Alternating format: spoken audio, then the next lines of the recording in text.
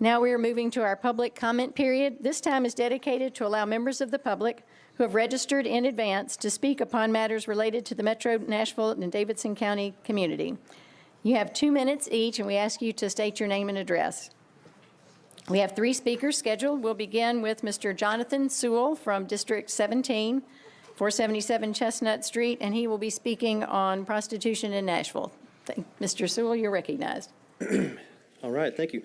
Ladies and gentlemen of the self-judging jury, prostitution, a commercial enterprise with a powerful history in this town where we sell ourselves by the note, by the hour, and almost by rote in the search for power.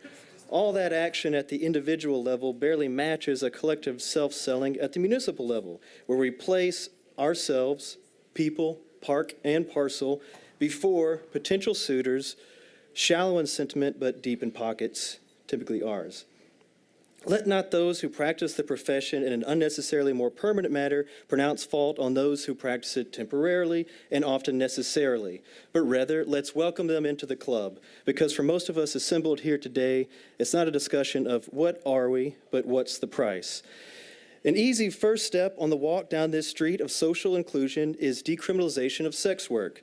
It does not mean the removal of laws that criminalize exploitation, human trafficking, or violence against sex workers, but rather the removal of laws and policies criminalizing or penalizing that work.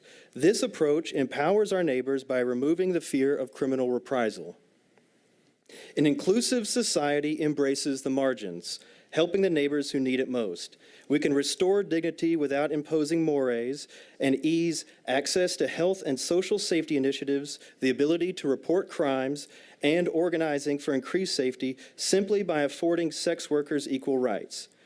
Much as the focus of decriminalization is the normalization of access to basic rights for the sex worker, the debate should move from questions of who are we to judge others to more appropriately and intimately personal perspective, who is one to be judged, especially by a legal scheme based on shame and stigma. Thank you. Thank you very much. Next, we have Melissa Clark from District 25. Residence is 40.